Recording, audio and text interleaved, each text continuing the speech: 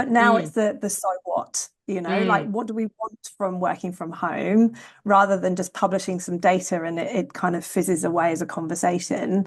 For me now, there's an opportunity to say, okay, well, if we're going to have some really good hybrid practice, what can that drive in terms of better outcomes for our organization? So, yeah, what Mm. about you? What are you seeing?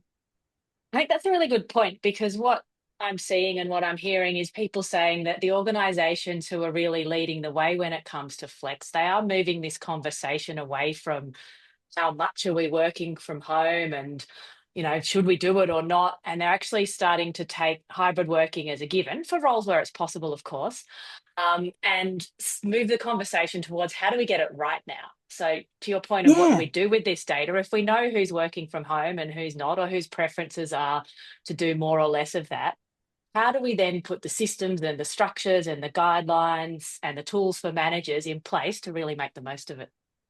Exactly, exactly. There's all those systems, structures, tools, exactly as you say. And what's the assurance that we're seeking that it is delivering for us? And I think this is something that's really lacking at the moment. There are some organizations who have already invested in some of that training and upgrading the practice, which is great, and we need more of that. But we Mm, also need to be really clear at the exec and even at the board level, I think, which is what do we expect in return? Is it something like, do we want to drive higher performance through these different ways of working? Do we want to see, a diverse workforce at every single level and layer of organization that reflects our customer base? Like, what is it we want in return? Because there's so much on offer, but hardly any of us are actually checking that we're getting that return. yeah, I think it's such a nice point, just even really thinking about this question, what is on offer and what do we want? Because we've been doing it for long enough now that research is starting to show that when hybrid working is done well, you retain your top talent, you retain your top female talent, to the diversity point.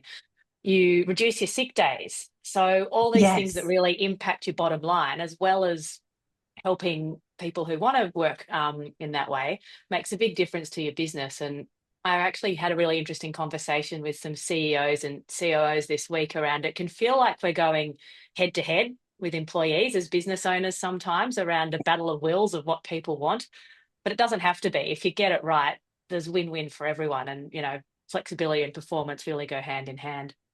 Yeah, exactly, exactly. And particularly, like you say, if we're driving it in the right way, because you can do hybrid, you can do it badly, or you can do it well. Mm. So Mm. the invitation here is let's do it in a structured way where we know we're going to get a lot more of those better outcomes for the business as well as for our workforce and give ourselves the assurance that it's delivering.